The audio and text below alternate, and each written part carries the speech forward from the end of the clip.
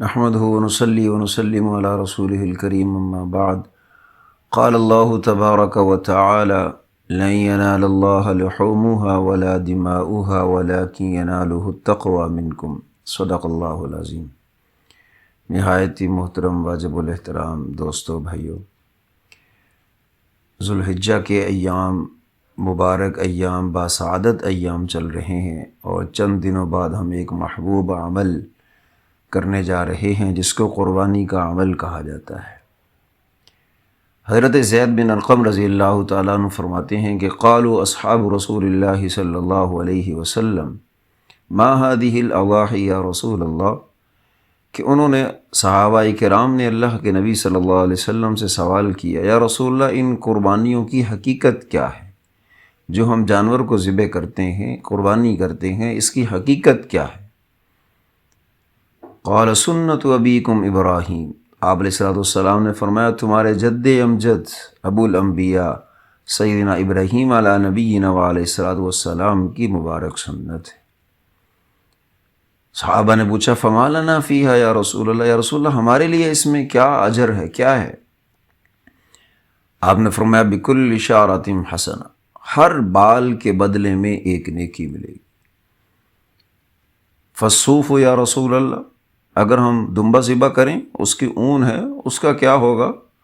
آپ نے فرمایا بکل شعرۃ من الصوف حسنہ، اس کے بھی ہر اون کے بھی ہر بال کے بدلے میں ایک نیکی ہوگی۔ تو جتنا بھی بڑا عمل ہو اس کے آداب، شرائط اور اس کا سیکھنا جاننا بھی اتنا ہی ضروری ہوا کرتا ہے۔ چنانچہ ایک دو باتیں قربانی کے حوالے سے۔ پہلی بات کہ قربان یہ اس کا معنی ہوتا ہے کہ اللہ کا قرب، تقرب، قریب ہونا۔ تو قربانی کرنے سے بھی انسان کا مقصد وہ اللہ کا قرب حاصل کرنا ہو، اللہ کے قریب ہونا ہے۔ اور یہ قرب کیسے حاصل ہوگا؟ وہ تب حاصل ہوگا کہ جب ہم اس عمل کو کرتے ہوئے اپنی نیت کو خالص اللہ کی رضا کے لیے کریں۔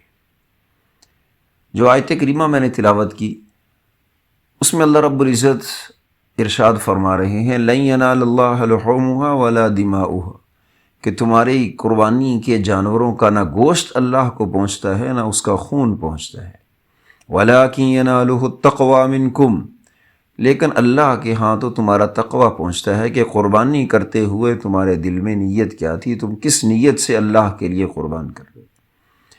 یہی وجہ ہے کہ فقہاء نے لکھا ہے کہ اگر بڑے جانور میں 7 آدمی شریک ہوں اور ان میں خدا نخواستہ ایک آدمی کی نیت گوشت حاصل کرنے کی ہو جائے تو کسی کی قربانی بھی جائز نہیں ہوگی۔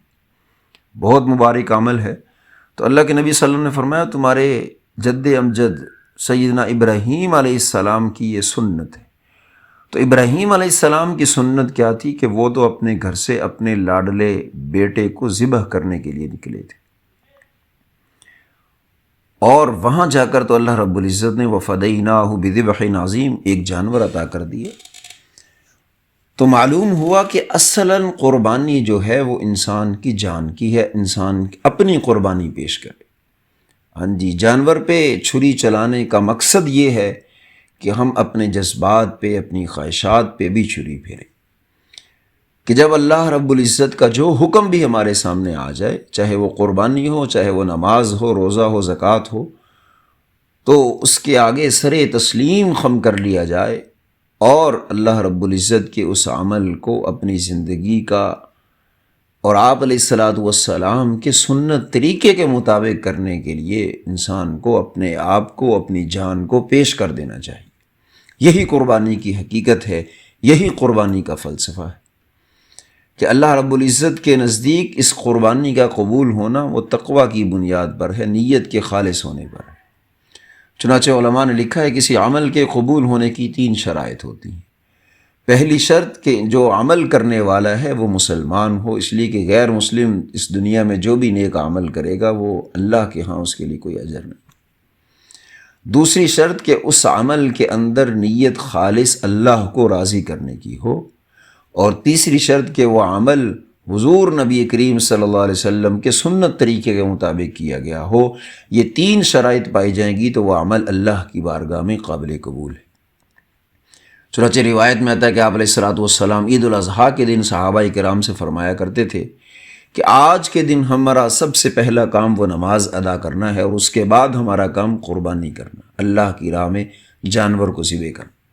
اور آپ نے فرمایا کہ جس نے ہمارے اس طریقے کے مطابق چلا وہ تو میرا طریقہ ہوگا، یعنی آپ کی سنت اور آپ کی اتباع یہی ہے کہ جس عمل کو اللہ کے نبی نے جس انداز سے کیا اسی انداز سے اس کو کیا جائے۔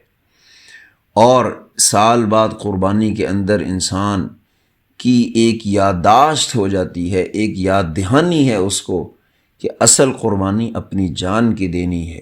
اللہ کے ہر حکم کے سامنے انسان اپنے آپ کو پیش کر دے، اس سے بڑی قربانی اور کوئی نہیں۔